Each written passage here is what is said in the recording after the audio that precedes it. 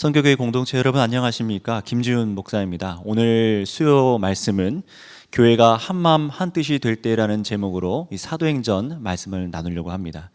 이 코로나 바이러스 확대를 우리가 저지하기 위해서 지금 대학도 한 달간 이제 개강을 미뤘고, 초등학교, 유치부, 중학교, 고등학교 전부 다 학교를 등교를 준 상태입니다. 게다가 신천지라는 집단 때문에 국민이 분노하고 있는 상태죠. 우리 교회들은 또 수모들은 신천지를 막기 위해서 또 힘쓰고, 또 가정과 이웃 성도의 건강을 지키기 위해서 온라인 예배로 당분간 이렇게 말씀을 나누고 있습니다. 그러다 보니 참 우리가 소중하게 여기는 함께한 건물 공간에 모여서 악기로 또 우리의 목소리로 하나님을 찬양하고 함께 호흡하며 말씀을 나누고 성령께서 주시는 그 뜨거움 안에서 기도하는 예배의 자리를 더 사모하게 되는 것 같습니다.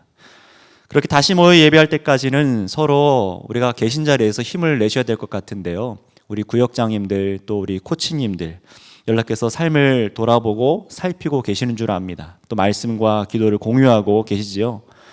또 교회를 사랑하는 마음으로 온라인으로 헌금을 또 드리시고 각자의 자리에서 믿음의 삶을 살아나고 계실 텐데, 우리 선교교회, 우리 공동체 가족 여러분, 항상 주님 안에서 우리 주님의 평안이 여러분의 마음을 주장하시기를 축복합니다.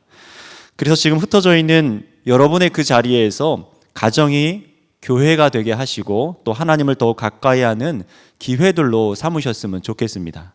어떤 때라도 예수님의 몸된 교회로 여러분의 자리에서 살아내시기를 바랍니다. 오늘은 본래 수요 연속 설교로 로마서 3장 19절에서 26절까지 말씀으로 나눌 차례였지만 조금 미루고 특별히 이 사도행전 4장 32절에서 35절까지 말씀을 가지고 오늘 말씀을 나누려고 합니다. 되도록 여러분이 말씀을 집중해서 들으시고 읽고 묵상하고 기도하는 자리를 만드셔서 예배를 드리셨으면 좋겠습니다. 먼저 오늘 나눈 말씀을 읽어보도록 하겠습니다. 사도행전 4장 32절에서 35절까지 말씀입니다. 믿는 무리가 한 마음과 한 뜻이 되어 모든 물건을 서로 통용하고 자기 재물을 조금이라도 자기 것이라 하는 이가 하나도 없더라. 사도들이 큰 권능으로 주 예수의 부활을 증언하니 무리가 큰 은혜를 받아 그 중에 가난한 사람이 없으니 이는 밭과 집이 있는 자는 팔아 그 판 것의 값을 가져다가 사도들의 발 앞에 두매 그들이 각 사람의 필요를 따라 나누어 줌이라. 아멘. 유대교인들의 박해와 또 환경적인 한계 속에서도 이제 복음을 들고 전할 때 사람이 그 복음을 듣게 됐지요. 근데 거기서 놀라운 변화들이 일어나기 시작했습니다. 그리고 교회가 부흥하기 시작하고 놀라운 교회가 응집하고 모여지고 계속해서 복음의 역사들이 일어나기 시작했어요. 교회가 건강하게 부흥된 비결을 바로 오늘 사도행전을 통해서 볼 수가 있어요. 그 중에서 오늘 본문 읽어드린 32절 말씀에 보면은 믿는 모든 성도들이 한 마음과 한 뜻이 되었다라고 얘기를 합니다. 조금만 생각해봐도 우리의 가족 또 일가 친척, 한 마음 한 뜻 되기가 어려운 것을 알고 있지요. 그런데 이 교회는요, 서로 혈육도 아니고 살아온 삶도 다 달라요. 그런데 그런 그들이 한 마음 한 뜻이 되었다라고 오늘 성경은 말합니다. 그렇다면 이 한 마음 한 뜻을 품은 이 교회 공동체가 과연 어떤 행동을 했을까요? 이 많은 사람들 중에 어느 사람 하나 자신의 재물 어느 것 하나 소유를 내 것이라고 하는 사람이 없었다라고 말합니다. 그래서 모든 물건을 서로 공유해서 사용했다라는 거예요. 다시 말하면 이 초대교회 공동체 사람들이 자신의 재물의 소유권을 내 것이라고 생각하지 않았다라는 겁니다.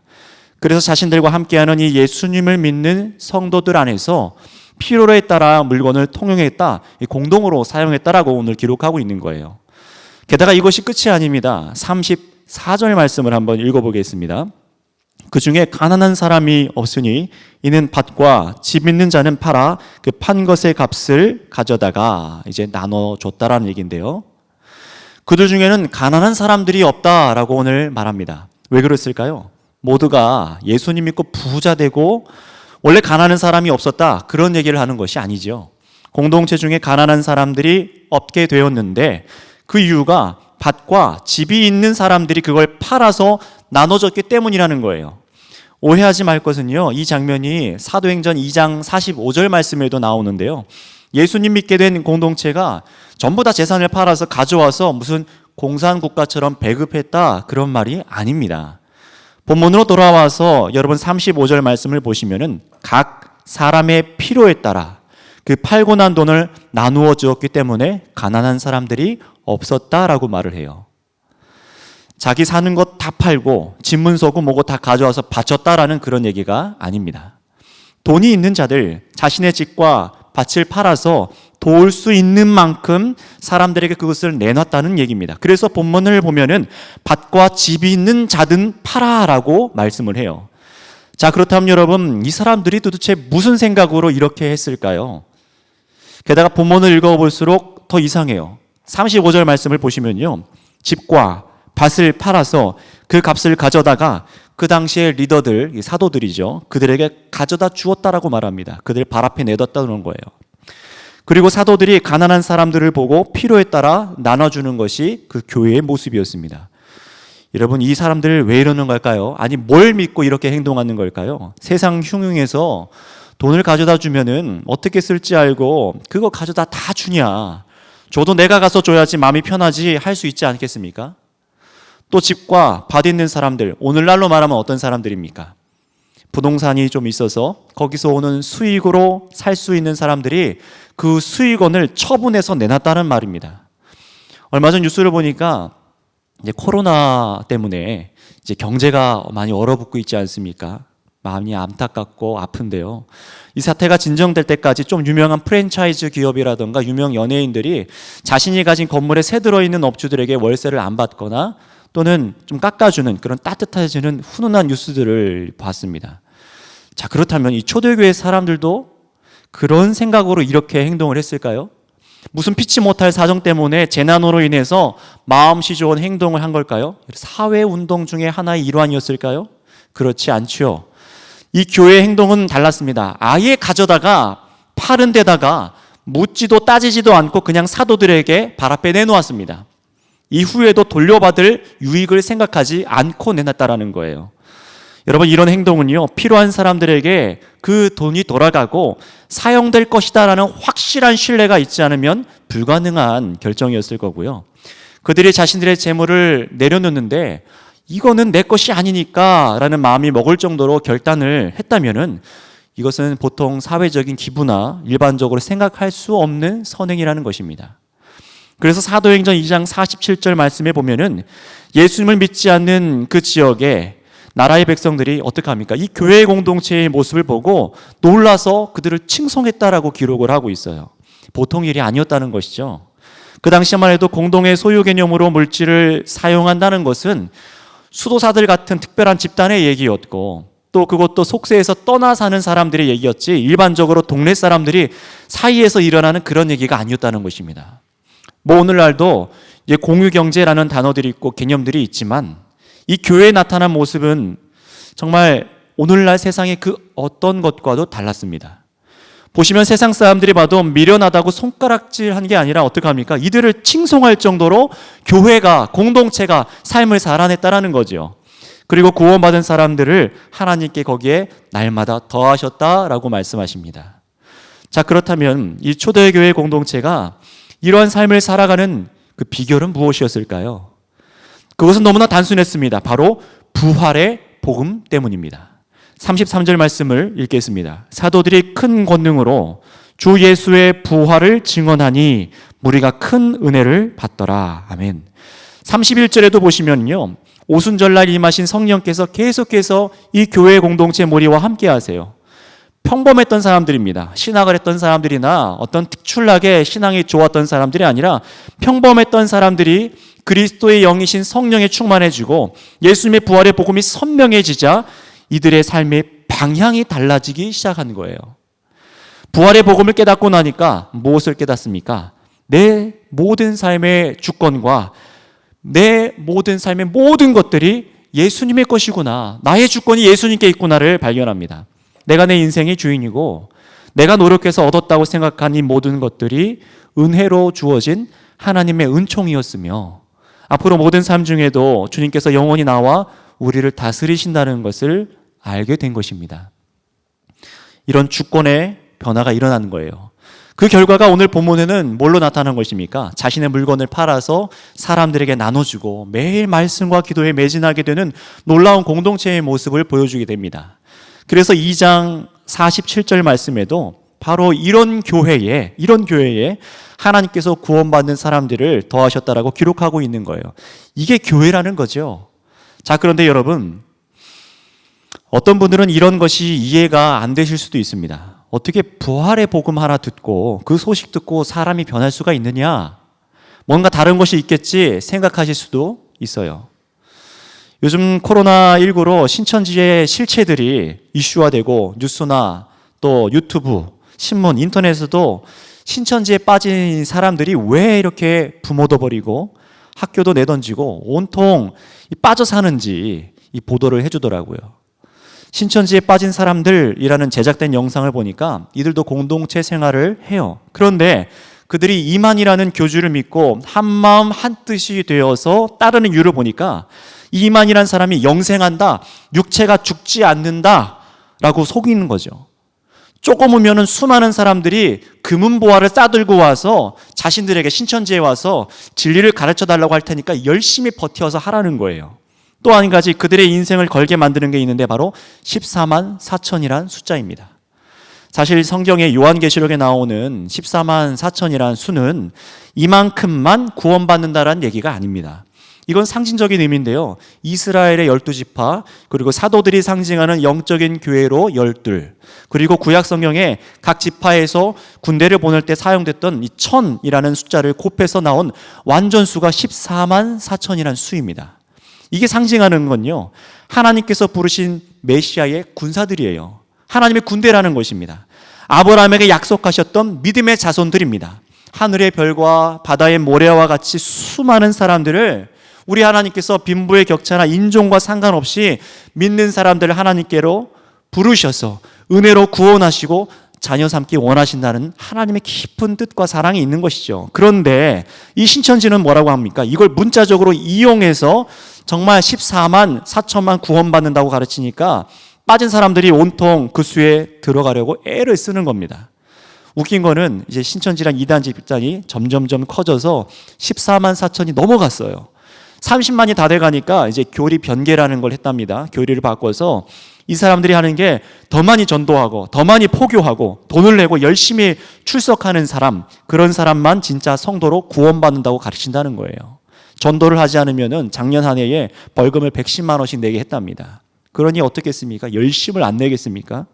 미혹의 영에, 거짓의 영에 사로잡힌 것만이 아니라 이들이 목숨을 걸고 거짓말을 하고 가정과 사회에서 등을 돌리고 세상을 이분법으로 바라보고 살아가는 이유가 바로 이런 것입니다. 그들은 이런 것에 한마음과 한뜻이 되었어요. 엄청난 숫자가 모여서 사람을 포교하기 위해서 모여 있어요. 구원을 얻어내기 위해서 애를 씁니다. 버림받지 않으려고 온 집단이 한마음 한뜻이 돼서 움직입니다. 그러니 그들이 가진 소속감과 무언가 성취를 했는다는 만족감이 신천지에 빠진 그 사람들의 삶을 더 고취시키는 거죠. 자신의 노력으로 그 숫자 안에 들어가기 위해서, 구원받기 위해서 혹시 내가 이 숫자에서 빠지진 않을까 두려움으로 노력을 하는 거예요. 다람쥐 쳇바퀴 돌고 또 도는 겁니다. 진짜 나는 없는 채 살아가는 겁니다. 속이는 자들이 체계적으로 만들어 놓은 교리에 빠진 거죠. 이 코로나 때문에 이만희 교주가 나와서 인터뷰를 했을 때 세상 사람들도 난리가 났었습니다. 저 늙고 쇠약한 저런 노인에게 속은 거냐, 저 노인 몸이 안 죽고 영생한다는 그런 말에 속은 거냐, 말도 안 된다는 거죠. 모든 사람을 죽는데 저런 거짓말에 속냐라는 것입니다. 저 신천지는요, 성경에서 하나님께 있는 영원한 영생이라는 것을 웃음거리로 만들어 버렸습니다. 게다가 하나님의 죄사함과 구원의 은혜를 싸구려로 전락시켜 버렸습니다. 모든 사람에게 부어진 예수님의 값없는 은혜는 폐하여 버렸고요, 그들이 차려입은 화려한 옷과 수많은 사람의 인파와 압도적인 행사들로 그것을 대체해 버렸습니다. 그래서 그들의 능력은 돈이고 정치적인 인맥으로 사회를 좌지우지하려 합니다. 이 신천지를 보면서 세상 사람들은 어떻게 생각할까요? 저 구원과 영생이라는 것, 이런 것들은 종교들이 하는 속임수다라고 생각을 합니다.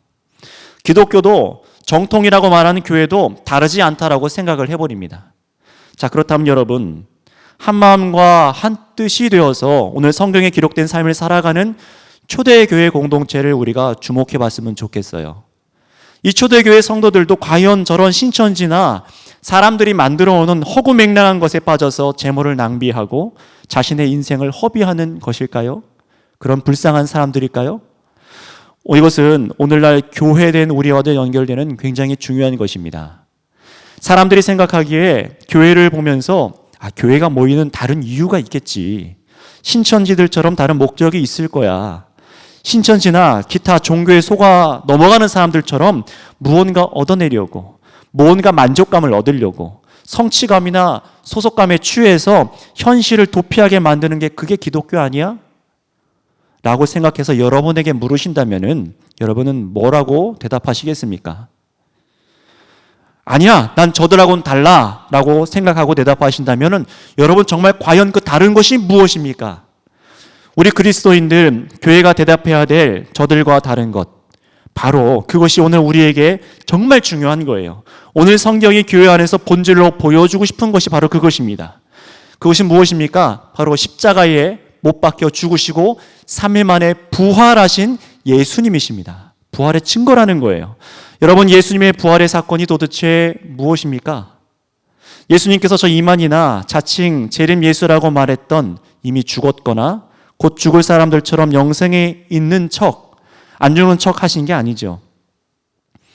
사람들을 고치시고 천국 복음을 전하신 예수라는 분이 십자가 형틀 위에서 죄인들과 함께 매달려 죽으셨습니다.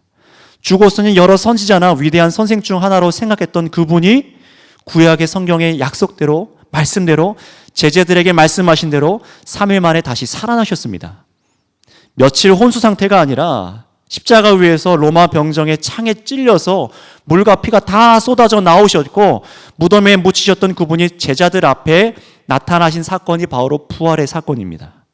자신을 사랑하는 제자들에게 보이셨어요. 그들에게 상처를 만지게 해보셨고요. 죽음을 정복하시고 이기신 것을 보여주셨습니다. 사도행전 그래서 1장에 보시면요, 예수님께서 부활하신 후 40일 동안 많은 증거로 친히 살아계심을 나타내 보이셨다고 말씀하세요. 하나님의 나라의 일을 말씀해 주신 거예요. 게다가 고린도전서 기록에 보면요, 이 시에 500여 명이 모여있는 제자들에게 보이시고 말씀의 약속대로 살아내신 것을 깨닫게 하십니다. 이후에 하늘로 어떻게 하십니까? 오르시고 다시 오실 것을 약속해 주셨습니다. 신천지가 말하는 식으로 영이 이만이란 사람의 몸에 들어간 그런 거 말고요, 이제는 우리가 알고 있던 예수님의 모습과 다르게, 고난받고 무능력해 보이는 예수님의 모습과 다르게 이제는 정말 온 세상을 통치하시는 왕의 모습으로 믿는 자나 믿지 않는 자나 모두가 다 알도록 예수님께서 심판주로 오실 것을 약속해 주셨습니다. 그제서야 예수님의 제자들도 요한복음 2장 22절 말씀에 예수께서 죽은 자 가운데서 살아나신 후에야 성경과 예수께서 하신 말씀을 믿었더라 라고 기록합니다. 유대인의 살해 위협과 로마의 핍박 아래서 도망가고 숨어야 될 이 제자들이 어떻게 했을까요? 이제 목숨을 내어놓고 전하는 거예요. 예수님의 부활하셨다라는 것을 전하는 거예요. 성경의 약속대로 다시 사신 그분이 정말 하나님의 아들이다라고 전하는 겁니다. 여러분, 이 사실을 가지고 계속해서 이 제자들은 살아낼 수밖에 없는 거예요. 만져봤고 보았기 때문이죠. 하나님께서 우리를 사랑하신다는 겁니다. 그래서 자신의 아들 예수를 십자가에 죽게 하셔서 우리의 모든 죄악을 대신 지게 하시고 우리를 용서하신다는 겁니다. 누구든지 이제는 내가 죄인인 것을 회개하고 예수님을 나의 구원자요 주인으로 믿는 사람은 그 사람에게 하나님께서는 구원을 허락하신다는 거예요. 바로 하나님의 그 사랑을 선포하기 시작하는 거예요. 여러분, 이것이 바로 부활의 메시지입니다. 부활의 소식이에요. 그래서 사도행전 2장에 성령의 충만함을 받고 밖으로 뛰어나가 복음을 전하는 제자들과 베드로의 모습입니다. 여러분, 이 제자들이 왜 이럴까요? 한번 생각해 볼까요? 제자들이 예수님의 이름을 전하지 말라는 자들에게 계속 핍박을 받다가 살해 위협을 받아서 드디어 머리가 어떻게 된 걸까요? 아니면 저 이만희처럼 사람을 속여서 세력을 얻거나 돈을 얻기 위해서 이런 노력을 하는 것일까요?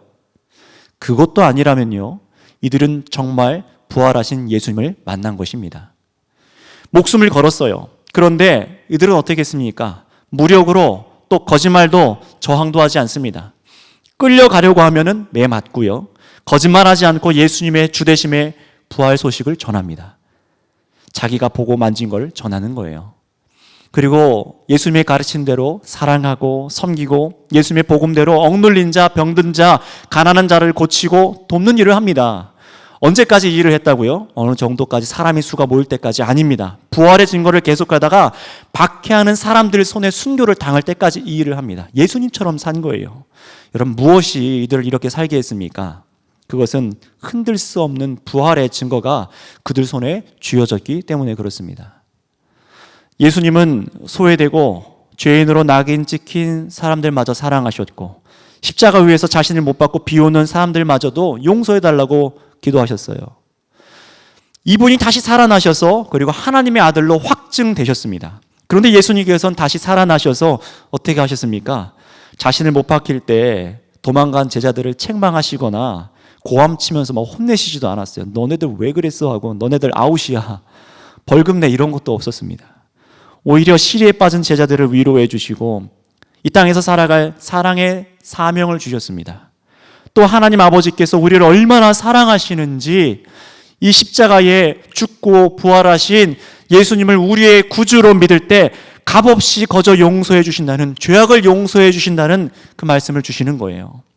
두려움에 떨며 구원받지 못할까 봐 14만 4천이라는 숫자에 들어가려면 돈도 좀 많이 내고 충성도 하고 가족도 버리고 열심히 봉사 좀 하면 구원해 줄게라는 그런 협박도 없으십니다. 오히려 어떻게 하세요? 오히려 회개하고 믿는 자에게 예수님의 영, 성령을 부으셔서 거듭나게 하시고 구원을 약속하셨습니다. 우리가 본래 오늘 보기로 했던 로마서 3장 말씀에 보시면은 누구든지 예수님의 십자가의 죽으심과 부활을 믿을 때 하나님께서는 우리를 어떻게 여기신다고 말씀하십니까? 그리스도 예수 안에 있는 속량으로 말미암아 하나님의 은혜로 값없이 의롭다 하심을 얻은 자 되었느니라. 아멘. 값없이 거저 믿는 자에게 주시는 구원의 선물을 주신다는 거예요. 선물이죠. 이것이 바로 우리가 말해야 될 은혜입니다. 이것이 우리가 그리스도인으로 살아가게 만드는 은혜예요. 이것이 우리가 내 주권을 포기하고 하나님을 사랑하며 이웃을 사랑하게 만드는 은혜입니다. 이 은혜가 바로 우리를 영원히 즐거워하게 하고 또 기뻐하며 전해야 될 복음입니다. 십자가와 부활의 사건이 바로 교회를 교회되게 하는 은혜인 것을 믿으시기 바랍니다. 하나님께서 우리를 용서하신다는 증거가 바로 이 십자가와 부활로 이 땅 역사 위에 일어난 거예요. 흔들 수 없는 증거가 역사 속에 선 거죠. 바로 살아있는 증거. 부활의 복음이 전해지는 곳에 성령께서 권능으로 구원을 받은 사람들을 더하신 것이 오늘 초대교회의 모습입니다. 어떤 사회운동이나 집단성이 아니었어요. 여러분, 그들에게 나타난 현상은 무엇이었습니까? 우리 인생의 주인이 예수님이라는 거예요. 내가 아니라 운이나 노력이나 그것으로 내 인생을 만들어가는 것이 아니라 우리 주님께서 나를 주관하신다는 겁니다. 거기에 한마음 한뜻이 되어서 우리 예수님께서 우리를 사랑하신 대로 사랑하자라는 것입니다. 용서받은 대로 용서하고 거짓을 버리고 주님의 인도하심을 따라 사랑으로 살아가는 거예요. 예수님의 복음을 전하기 시작합니다. 인생의 가치관이 그들이 완전히 180도 바뀐 것입니다. 이것이 우리가 앞에 읽고 나눈 초대교회 공동체 안에 나타난 모습입니다. 복음을 전할 때 큰 기적들도 일어났어요. 그러나 그것은 현상이고요, 결과는 아닙니다. 결과는 무엇입니까? 부활의 복음이 전해지고 나서 부활의 복음으로 인해서 이제껏 없었던 새로운 공동체가 이 땅 위에 서게 되었다는 것이 바로 결과입니다. 놀라운 결과 아닙니까? 모든 물건을 서로 통용하고 자기 재물을 조금이라도 자기 것이라고 하는 이가 하나도 없고 자기 것을 신뢰로 들여 도왔다라는 것입니다. 지속적으로요. 그래서 가난한 자들이 없는 공동체가 된 거죠. 여러분, 교회가 가난한 자들이 없도록 복지 사업을 목적으로 했다, 그런 말이 아닙니다. 공산주의나 사회국가를 만들자, 그런 것이 아닙니다. 가정을 내팽겨치거나 거짓으로 사람을 속이거나 국가를 정복시키는 일에 앞장서서 새로운 세계를 만들자, 이런 것도 결코 아니었습니다. 부활의 복음 앞에 내면의 본질이 속 사람이 바뀌기 시작하는 거예요. 그들이 주권이 바뀌었다는 것입니다. 하나님의 한량없는 은혜가 그들을 자유케 한 거예요. 물질에 속박되어 있던 것으로부터 자유하게 된 거예요. 이런 일은요, 믿는 자들에게 주시는 성령이 아니면 불가능한 일입니다. 성령님을 통해서 물질의 속박에서 벗어날 때만 가능한 일이에요. 물론 비슷하게 흉내는 내볼 수 있겠죠. 하지만 그것은 영원하지 않고 도리어 망가집니다. 그러나 성령으로 새로워진 바로 이 교회는요, 이들은요, 자기 재산은 있으나 자기 소유권을 주장하지 않아요. 정말 필요한 사람들을 돌아봤고요, 예수님을 믿고 부활을 증거하는 제자들이 되었습니다. 여러분, 우리가 다 이런 교회 되기를 원합니다. 그렇다면 선교교회 공동체 여러분, 동일한 부활을, 복음을 듣고 계신 이 성도 여러분들, 우리가 함께 모이지 못하는 이런 때에 그렇다면 교회로 우리는 어떻게 살아내야 할까요? 우리나라 한국교회에서 어떤 핍박에도 닿지 않았던 교회 건물의 문을 자발적으로 닫고 우리는 지금 흩어져 있습니다. 코로나 예방차원에서 성도와 이웃의 건강을 위해서 교회 건물에 모이지 않고 지금 온라인 예배를 드리고 있습니다. 우리 한국 교인들이 겪어보지 못한 이 상황에 우왕좌왕하는 모습들도 굉장히 많이 보여요. 교회에선 성경 안에서 서로 강조하는 말을 내세워서 뭐가 맞느니 틀리느니 논쟁하는 모습들도 봅니다. 그런데 이런 모이지 않는 상황에도 또는 염려하는 분들처럼 이런 일이 없어야겠지만, 이런 일이 일어나서 안 되겠지만요, 국가가 신천지를 빌미로 교회를 탄압해서 앞으로 모이지 못하게 한다면 여러분 어떻게 하시겠습니까? 저는 지금 우리가 건물에 모이느냐 마느냐 그런 논쟁이나 두려워하는 마음이나 염려보다도요, 지금 이 상황에 교회가 하나님께 주권을 맡겨드려서 그분의 음성을 정말로 듣기 원하신다면 성경으로 돌아가야 된다고 생각을 합니다. 복음의 본질에 더 애를 써야 된다고 생각을 합니다. 우리가 지금 논쟁할 그럴 시간이 없어요. 제가 말한 본질은 오늘 말씀대로 예수 그리스도의 부활입니다. 부활로 확증하신 십자가의 대속과 그 은혜를 맛본 성도들이 이루는 교회의 삶에 대해서 지금 얘기를 하고 싶은 거예요. 그래서 어떻게 보면은 지금 여러분 이때가 사람들이 쉽게 속을 수 있는 종교성에서 한 발 물러나서 복음의 본질을 더 바라볼 수 있는 기회가 되었으면 좋겠습니다. 우리가 좋아하는 교회 건물, 수많은 회중의 군집으로 느끼는 소속감과 안정감, 그리고 우리의 귀와 마음을 즐겁게 하는 악기와 찬양의 화음들, 여러분 지금은 아무것도 우리가 할 수가 없습니다. 그런데 복음의 본질 대신 이러한 오늘날을 보면요, 높아져가는 건물들과 사람의 수에 만족하고 화려한 종교 예식과 격식 있는 예배 형식들이 한국 교회에 얼마나 바벨탑처럼 서 있습니까? 이런 걸 잘 이용하는 게 사실 신천지나 이단 사이비가 이것을 더 잘하는 것 같아요. 더 화려하게 유대교처럼 종교성을 굉장히 끌어올리죠. 위계 질서라는 상아탑을 쌓고요, 생각할 틈을 주질 않습니다. 은혜는 없어요. 화려한 악단과 화려한 건물과 사상이 그들을 안을 가득 메우고 있습니다. 열심과 봉사 속에 보상심리와 보람을 느끼게 해서 성취감을 맛보게 합니다. 굉장한 종교성이죠. 여러분, 우리 교회가 가진 것, 우리 교회가 하는 것, 우리 교회가 바라보는 것은 결코 저런 것이 아닙니다. 하나님께서 살아계신 예수님을 우리에게 주셨습니다. 우리는 부활하신 예수님을 전합니다. 그리고 우리는 다시 오실 예수님을 바라보고 소망합니다. 여러분, 이 땅의 부귀와 영화, 이 땅에 썩어 없어져 버리는 그런 영광이 아니라요, 우리는요, 예수님 부활로 보여주신 영원한 것을 위해 살아가는 공동체예요. 은혜에 의해 살아가는 사람들이에요. 그런데 가끔은 우리는 이 은혜를 착각하는 것 같습니다. 건물의 위용과 아름다운 스테인글라스의 창문들과 성가대의 화음, 설교자의 목소리나 어떤 현장의 분위기, 사람들이 많이 모여서 뭔가 분위적으로 뜨거움, 거기서 느껴지는 그런 은혜인가요? 그렇지 않지요. 그런 것은 은혜가 아닙니다. 진짜 은혜는 하나님께서 우리를 사랑하셔서 우리가 져야 될 그 죄의 대가를 아들 예수님께 대속해서 죽게 하셨다는 것이에요. 그리고 다시 살아나셔서 우리에게 어떤 값도 묻지 않으십니다. 오직 이 사랑을 믿기만 하면은 그 사람을 죄에 대해서 죽은 자로 여기시고 거듭난 새 사람을 여겨주신다는 거예요. 게다가 의롭게 살아가는 세임 성령까지도 주십니다. 또 있죠, 최후의 심판에서 우리를 옮겨주셔서 우리를 하나님의 헤아릴 수 없는 그 큰 영광 안에 영원히 두시기로 작정한 것이 바로 이것이 은혜입니다. 그런 여러분, 가정에서 예배 드리시고 지금 또 이어폰을 꼽고 이동하는 차 안에서 퇴근길에 혹은 새벽에 또 늦게 돌아와서 혼자 불 꺼진 방에서 이 말씀을 듣고 계신 우리 교회 여러분들, 더욱 복음의 본질, 부활의 증거를 붙잡으시기를 바랍니다. 이 하나님의 은혜를 기억하세요. 그 은혜 속에 나를 부르신 것을 기뻐하세요.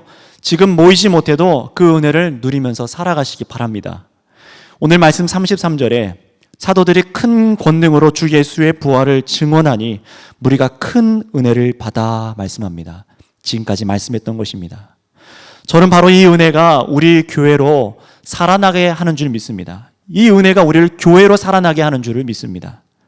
얼마 전에 교회 사무실에 앉아서 여러분과 나눌 이 설교를 준비하는데요. 여러분에게 이제 지난주겠죠. 이 부활의 복음 앞에 이 초대교회의 모습을 보면서 막 제가 감탄하면서 이 사무실을 왔다 갔다 하면서 이 컴퓨터에 설교 타이핑을 하고 있었습니다.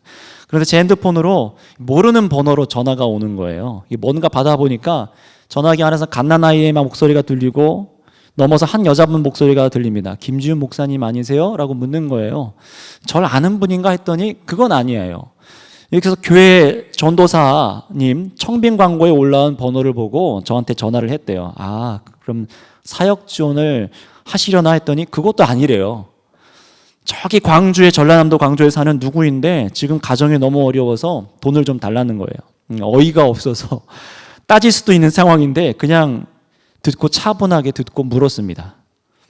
동사무소에선 자격이 안 돼서 수급을 받을 수도 없고 남편도 없고 아기가 셋인데 먹고 살 상황이 안 돼서 이리저리 전화라도 한다는 거예요.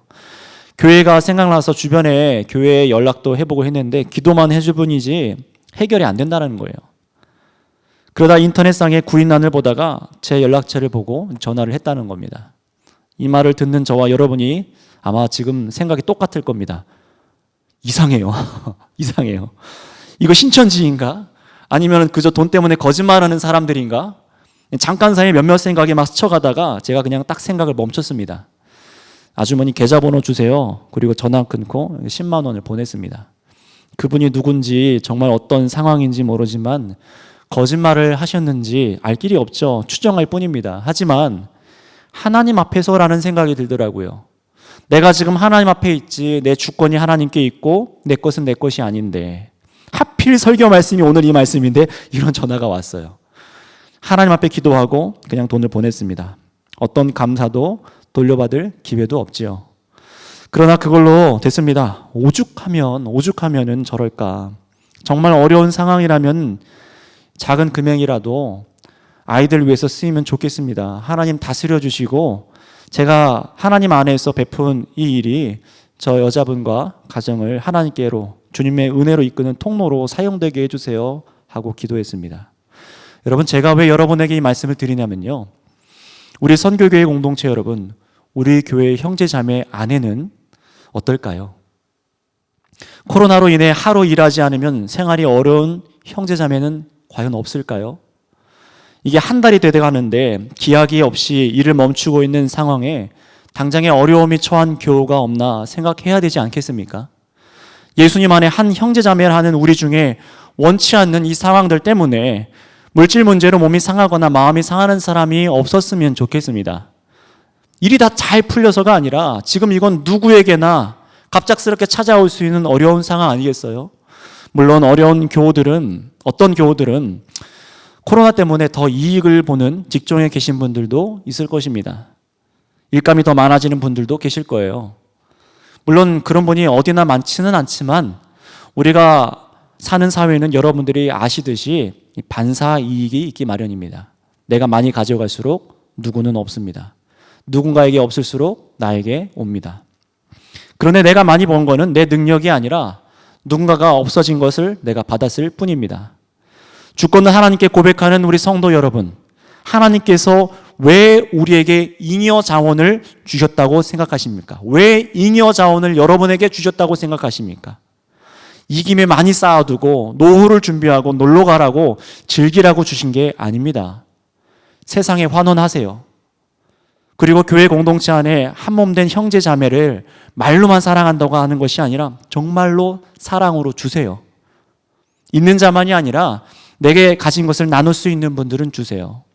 교회 안에서도 우리 형제 자매 중에 지금 당장 어려움에 처한 사람들이 없도록 나누시기 바랍니다. 전화하셔서 물어보세요. 그리고 숨기거나 부끄러워하지도 마세요. 없으면 없다고 말해주시고 기도하고 받고 도우세요. 그렇게 우리 교회 형제든 혈육의 관계든 생판 얼굴을 모르고 이름을 모르는 남이라 할지라도 여러분이 할 수 있는 것을 하고 또 주시기를 바랍니다. 그래서 은혜가 있는 공동체로 성령께서 인도하시는 대로 그 자리에서 여러분 교회로 살아냅시다. 모이지 못하는 이때에 여러분 더욱 연락해 주세요. 더욱 안부를 물어주시고요. 수고하는 우리 구역장님들, 코치분들, 또 섬기는 직분으로 모인 우리 장로님, 권사님들 더욱 연락하셔서 우리를 살게 하고 역동하게 하는 그 본질, 예수님이 우리 안에 계시다는 것을 보여주시기 바랍니다. 그리고 이 수고와 헌신 속에 여러분의 입술과 마음에서 마지막에 이런 고백이 나왔으면 좋겠습니다. 주님, 내가 은혜 받은 자입니다. 부활하신 예수님이 지금 나의 주인이십니다. 하나님께서 사랑하시는 선교회의 공동체 여러분, 많은 사람들이 불안해하는 이때에 직장에서, 가정에서, 먼 지방에 또 가 계시고 또 해외에 가신 우리 공동체 여러분, 예수님의 부활의 공동체로 살아내시기를 바랍니다. 기도하겠습니다. 하나님 아버지, 지금 저희가 처한 이 상황에서도 교회로 살아낼 수 있는 이유는 바로 아버지께서 베푸신 은혜 때문인 것을 고백합니다. 부활의 증거 앞에 십자가 사랑을 나와 우리가 받았음을 믿습니다. 그러나 주님, 우리는 이 귀한 은혜를 눈에 보이는 사라질 것들로 바꿨고 하나님을 기뻐하고 사랑하기보다 이 땅의 것을 더 기뻐하고 사랑하며 내 종교적인 행위로 만족해 버렸습니다. 이런 죄악이 예수 그리스도 안에서 용서받기 원하오니 주님, 우리 안에 자복하는 심령을 부어 주시옵소서. 하나님의 주권 아래 은혜 입은 자로 우리가 형제자매로 사랑하고 나누며 가난한 자를 두고 보지 않으며 소외되는 사람이 없도록 나의 것을 형제들의 것으로 드릴 수 있는 선한 아버지 마음이 나타나게 하여 주시옵소서. 그래서 다시 살아나신 유일하신 생명 예수님을 바라보게 하시고 이 생명을 아버지께서 주시기 원하시는 자마다 또 사모하는 자마다 허락하여 주셔서 성령으로 거듭나게 하여 주시옵소서. 주님의 거룩한 교회로 이 땅 구석구석에서 우리가 교회로 살아내게 하시고 맛을 내는 소금처럼 너가 나는 없어지고 낮춰져지고 오직 주님의 은혜만 드러나게 하여 주시옵소서. 하나님, 염려에 빠져 있는 사람들에게 평강의 마음을 허락하여 주시며 부활의 소망으로 말미암아 흔들리지 아니하게 하여 주시옵소서. 모든 것에 주인이 되시고 다스리신 우리 부활의 주 예수님의 이름으로 기도드렸습니다. 아멘.